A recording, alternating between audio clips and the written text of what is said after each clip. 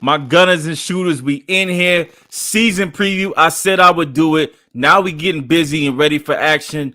I was staying a little quiet, waiting for the teams to kind of unload. We still got a couple things happening.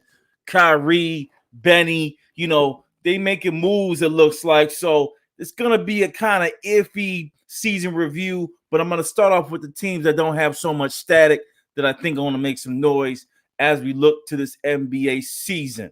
I'm kicking off first one. Chicago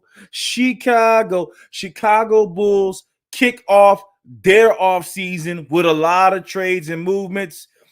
You see Caruso, you see the ball man, and then you add in Derozan. The team right now is on fire. They're looking really good, and I'm appreciating what they're going to bring to the table. As we start a review, we got to remember that the Chicago Bulls, they finished 11th place last year with a 31-41 record. Roster made quite a bit of movement. Let's go over those transactions right now, and then we'll take a peek at the depth chart and where they fall out, okay? Movement-wise, it's been loaded for this team, okay? You can see the additions. Transaction-wise, brought on Lonzo Ball. Alex Caruso grabbed from the LA Lakers.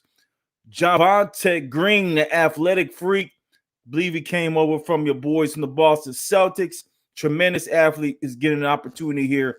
Looks like he secured a bench role for this team. Tony Bradley at center, signed as a free agent. A big, mobile, I would say standard center that can do the job. DeMar DeRozan grabbed from a trade from the Spurs, as well as Derrick Jones Jr., the big leaper, grabbed from the Blazers.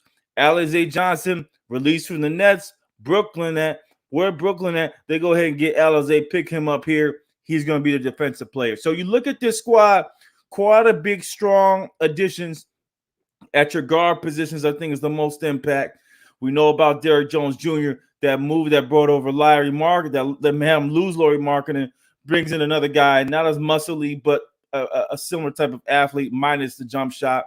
It hurt me to see Laurie go, but hey, agents are agents. They do what they got to do in the best interest of their team. So we get into the roster real quick. Let's go ahead and look at the roster before I go into the depth charts, even though it's one and the same.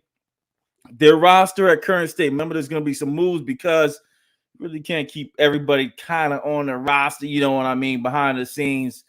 Pat Williams returns. Big-time draft pick out of FSU. Showed great potential. They got him at the power forward in his positionless basketball. I think of him as a poor man's Jalen Green and improving upon that. Jalen Brown, I mean. I like what I see from this kid. I think he's special. I think he also has the most upside. You heard it from me. Out of everybody on this team, even with Zach Levine. Kobe White is there. He's coming back from injury. It looks like he's going to be a solid six man for this team. A lot of talent at the guard position.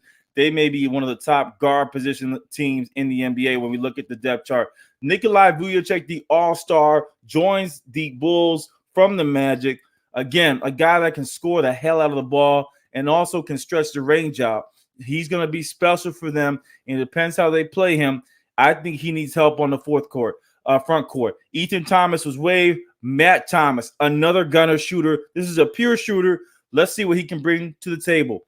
In the acquirement of Derrick Jones Jr., DeMar DeRozan, they also acquired Marko Simanovic, a big draft pick out of the foreign lands. I wouldn't be surprised to see this guy start to play some minutes here. They need help at the center position. He may be the guy. Daniel Oturu at the center. Zach Levine, not sure if he gets there. Zach Levine, we know, the all-star. Derrick Jones Jr., the athletic freak. He comes in, still 24 years of age only. Alize, I talked about him. How about this pickup that no one's talking about? They did add Stanley Johnson to the squad. No one's talking about this pickup. I haven't seen him play yet, but I love this pickup. He can even play a power forward role. The Bulls are not playing around. Javonte Green, we talked about him. Devon Dotson, let's see if he can make the roster as a third guard. Definitely a guy I love to see on the court. Good ball play, a good ring generalship. That means he handles the court well. It's going to be not a loss on the turnover side. I like him. Ayo looks like a special player. I said in the draft, one of the steals of the draft. Ayo stays home in Chicago. He joins his squad. I love him. I love this pickup for this team. I know there's a little bit of headbutting with Kobe White, but in his positionless basketball, why not? He may have to play a small forward role at time, maybe a shooting guard role. I think that's where he's best fit. I like Ayo here. I think he'll get some minutes.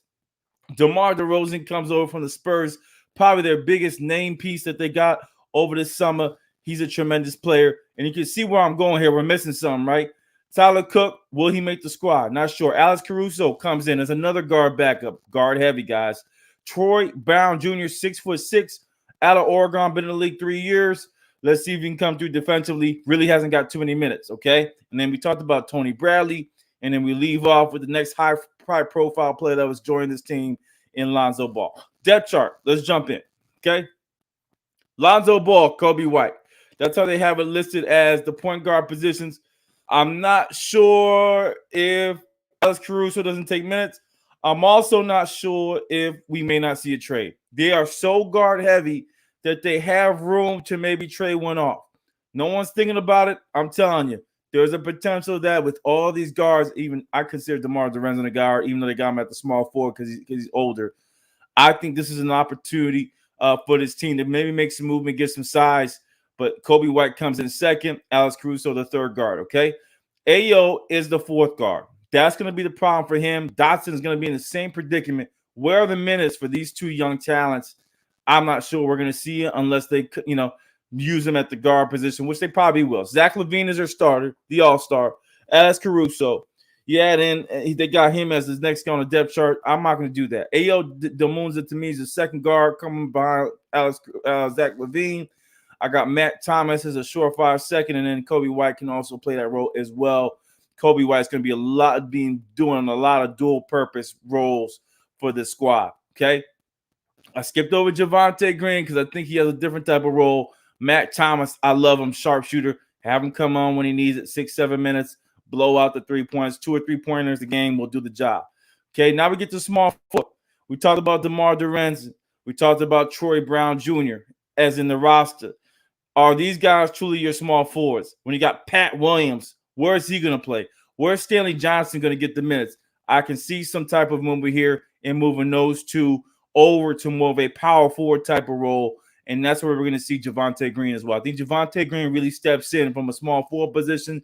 He'll play spurts. Let's see if Alizé Johnson makes the team, but he's another guy as a dual purpose. All these guys are basically forwards, power forward or small forward. They'll play either one of those and help the team to win. I really like what I'm seeing here from this team from a depth perspective. But still, one problem, the size. All these guys are under 6'8", and that's a problem for me for the squad. Maybe Alizé is a 6'9", but I doubt it. Actually, Derrick Jones Jr. is a 6'9", 6'10" guy. But other than that, the rest of the guys are a little bit too small. Power forward, I love what I see here. I do think Derrick Jones Jr. is going to start the edge of the young man. Now, it's going to be hard for Pat. He had a starting role last year. He's a little bit slow. I hate him at this role. I want him to slim down and kind of do both. But if he has to get the minutes, he may have to look at this position for himself. But positionless basketball is great for him. He can still do his outside thing, and he'll have the advantage of speed. So maybe he scores a little bit more points than folks think. Okay, Marco Simanovic, let's see what he can bring. I don't know, out of Europe. Let's see what he can bring. Top pick, really. Honestly, I know from Europe. They're high on this kid. 215, a little frail. Let's see what he can bring. Tyler Cook, don't know too much about him, but looks like a guy that can potentially make a team. Let's see if he can do that. And now we jump into the center position. Last but not least, Nikolai Vucevic comes in at the center from Orlando. Tony Bradley backs him up. They get some size there. No shot blockers on his lineup. Okay, immediately I'm going into the problems. There is no shot blockers on his lineup. Let's get into the East and see where they kind of stand and who are they going to beat. Can they beat out all these teams in the Central Division? They just beat the Cleveland Cavaliers. I'm not sure they beat out Milwaukee, but with the talent they have, they can. Even with Giannis. That's how good the Chicago Bulls could be. I said it here first. Chicago Bulls have a chance to be very special, especially a big guy in the name like Damian Jones. A big leaper like that would do the job from a shot blocking perspective. Would love to see them pick him up, and they would be really, really solid. Chicago over Detroit, yes. Chicago over Indiana, yes. The one question mark I have is Milwaukee. And then that leaves us with 2 teams out of the Central Division, plus the other teams that are at war. We think Boston, Brooklyn, New York, Philly all make it. That's 6. And then you got Miami and Atlanta, who made it last year. Will Charlotte be able to make up that fight? Tough year for the East, starting to look like the West, guys. It's getting that competitive. Remember when the East was that bullshit? Punazi wasn't Yeah, now it's a different story, different brackets, different trades and additions that make it tough on the squad. All right. From a stat perspective, it's all about one thing. It's all about one thing for this team. I think offensively, they will be there. Okay. Offensively, the team will be there. Let's see how they have performed in the summer league.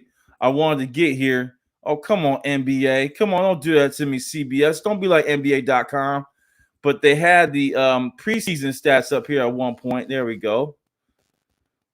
And I wanted to show you where Chicago ranks. Points per game out of the 3 games. I talked about their scoring.